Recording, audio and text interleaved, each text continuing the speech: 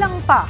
Yan ang saloobin ng mga tsuper sa big-time oil price rollback ngayong araw.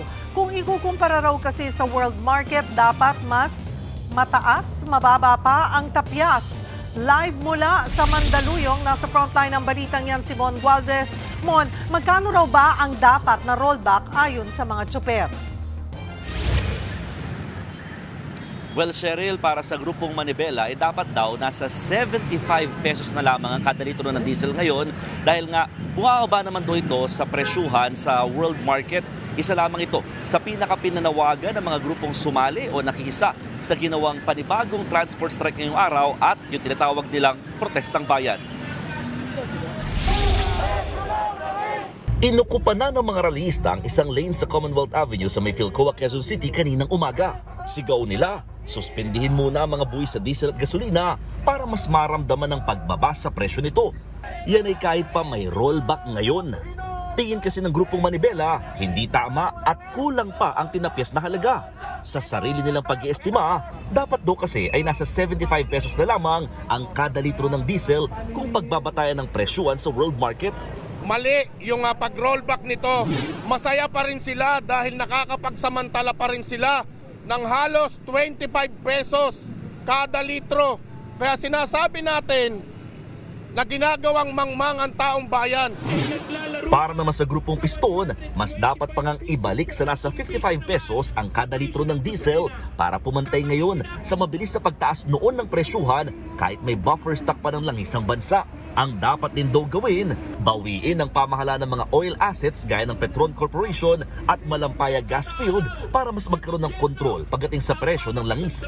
Mahalaga na mayroon tayong national industry ng produktong petrolyo para kahit gumalaw sa pandaigdigang pamilihan, mananatiling mas mababa ang presyo dito sa ating bansa.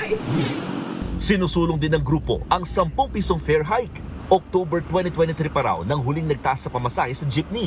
Bagamat nauunawaan daw ito ng grupo ng mga manggagawa, nananawagan din sila ng 200 pisong aumento sa sahod across the board.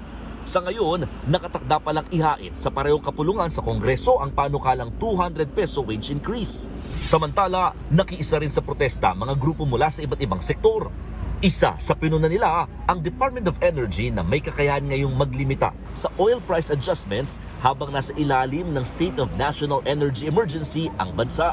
Kaya palang gawin ng pamahalaan na magtakda ng maximum na pagtaas ng presyo. Bakit hinayaan marami pa ang magutom, mamatay para gumawa ng konkretong aksyon ng pamahalaan?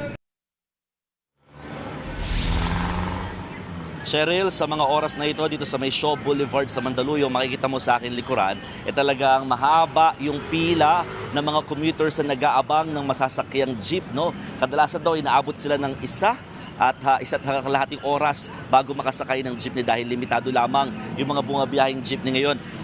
Pasalamat na lamang sila dahil yung grupo ng mga jeepney na bumabiyahe dito hindi pa nga sumasali sa kilos protesta or sa transport strike, much more kapag talaga nakiisa na yamang ito ang pinakapanawagan ng grupong Manibela at Piston na makisali sa kanila ang mga jeepney drivers sa kanilang pinapanawagan. Ayon sa MMDA, hindi naman daw masyadong naapektuhan yung mga commuters sa ginawang transport strike ng Manibela at Piston dahil bukod sa may mga bumabiyahe pa rin mga jeepney, meron din naman daw libreng sakay program. Pero babala ng mga grupong nagsagawa ng kilos protesta, asahan daw na patikim pa lamang ito at magkakaroon ng mas malawakang pagkilos pagdating sa 1 ng Mayo.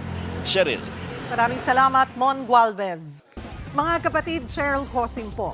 Maging maalam at may pakialam sa mga napapanahong issue at headlines. Mag-follow at mag-subscribe na sa social media pages ng News 5.